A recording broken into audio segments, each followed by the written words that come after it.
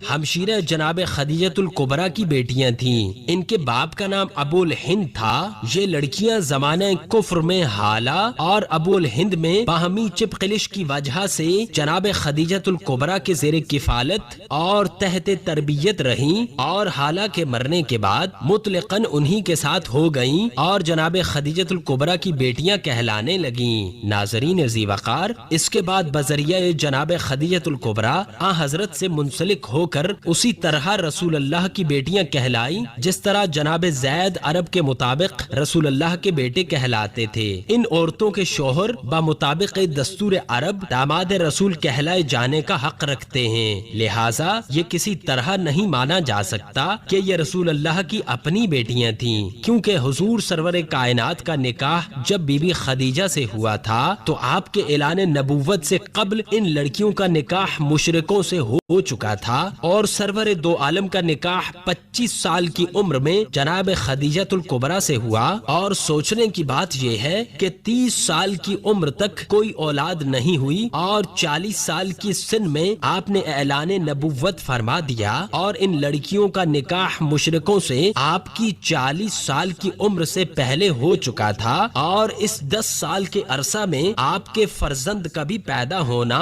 اور ہمارے اہل سنت بھائیوں کے ہاں ان لڑکیوں کا پیدا ہونا بھی تحریر کیا گیا ہے۔ ناظرین ذی وقار، بھلا کوئی ذی شعور غور تو کرے کہ 10 سال کی عمر میں 4-5 اولادیں بھی پیدا ہو گئیں اور اتنی عمر بھی ہو گئی کہ نکاح مشرکوں سے ہو گیا۔ کیا یہ عقل و فہم میں آنے والی بات ہے کہ 4 سال کی لڑکیوں کا نکاح مشرکوں سے ہو گیا، اور حضرت عثمان سے بھی ایک لڑکی کا نکاح حالت شرک میں ہی ہو گیا؟ ناظرین ذی وقار، اس حقیقت پر غور کرنے سے معلوم ہوتا ہے کہ یہ لڑکیاں حضور نبی مکرم کی نہ تھیں بلکہ حالہ ہی کی تھیں، اور اس عمر میں بھی تھیں کہ ان کا نکاح مشرکوں سے ہو گیا تھا۔ ناظرین ذی وقار، ہماری آج کی ویڈیو کے متعلق کمنٹ سیکشن میں اپنی آراء کا اظہار کر کے ہمیں رہنمائی سے ضرور نوازیے گا۔ نیز یہ ویڈیو اپنے عزیز و اقربا اور دوستان عزیز سے بھی شیئر کیجیے گا تاکہ